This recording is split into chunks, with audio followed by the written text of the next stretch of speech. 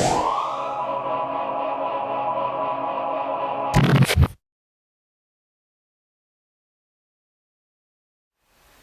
it's HighTechDad, and this is video number 3, that's right, 3, of a 4-part video series on the Pioneer AVH-4100NEX dual DIN deck for your car. Be sure to take a look at the other videos. They're linked below, and maybe I'll even throw them into the end of this video. But what we're going to talk about today are some of the, quote, standard features of this Pioneer deck. And again, this deck is very similar to the AVH-4200NEX, which is out now. This is the previous year's model, but there isn't that much of a difference between the two to really do separate reviews. So, a couple of things that we're going to talk about briefly in this video: listening to the radio, connecting a Bluetooth device, playing USB devices, and playing CDs.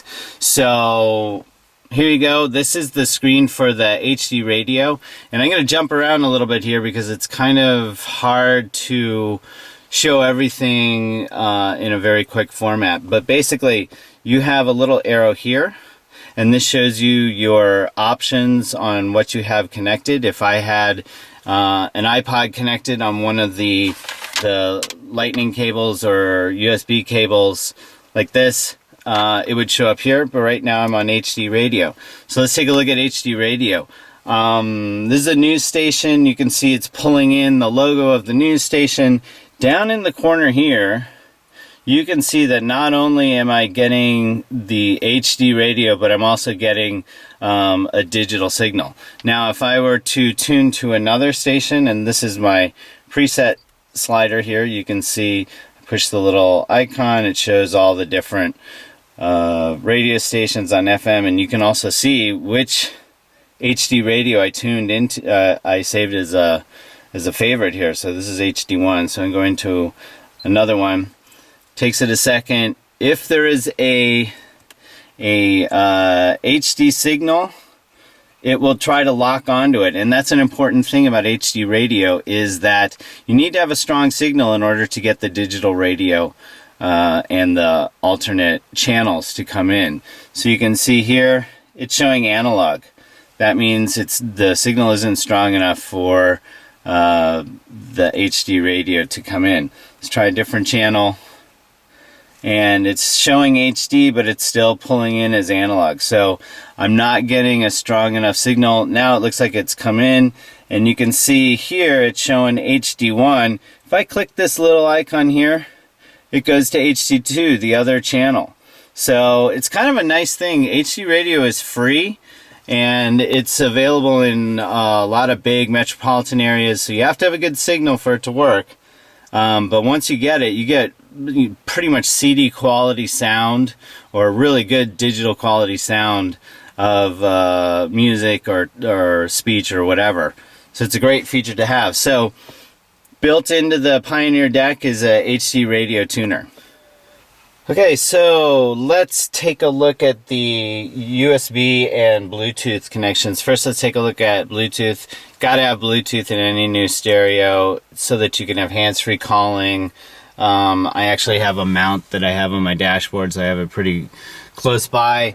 Gotta have it. So with this Pioneer deck, you have a little button there for your Bluetooth audio. So you can see here, this is my phone book. It shows my bookmarks. If I have any stored, it shows my incoming and outgoing. You have a dial pad, that type of thing. But the other thing, that's pretty normal when it comes to Bluetooth.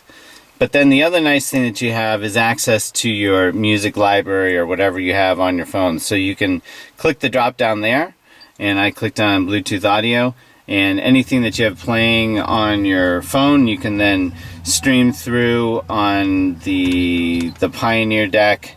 You have easy access to your equalizer, and then this is the music on your phone via Bluetooth audio. So you can see I'm drilling through to easily get to various songs within my phone. So here, easily pulled up Adele. You can set up shuffle and repeat and that sort of thing. And it's really easy to use. Touchscreen interface. Got to have Bluetooth audio on any deck that you get. So when you set up this Pioneer, you do need to decide if you're going to be going Android Auto or Apple CarPlay. So you can see here, I actually configured mine for Apple CarPlay. You have to set it on. You can switch, but then you can't do it when you're driving and that type of thing. But what I wanted to talk about here is, hey, look at that. My phone is right on the screen. And that's because I'm using this connection here. So I have an HDMI cable coming in, as well as USB 2 output from the back of the Pioneer coming into an Apple Lightning audiovisual adapter cable going into my phone. And the neat thing here is I can see my phone right on the screen. So guess what? If you want to watch Netflix, you can do that. But just remember, you shouldn't be doing this when you're driving. You should really be just doing this when you're parked. But it gives you a full interface. You could, for example, pull up the Waze app and or some Google Maps, for example, or Apple Maps.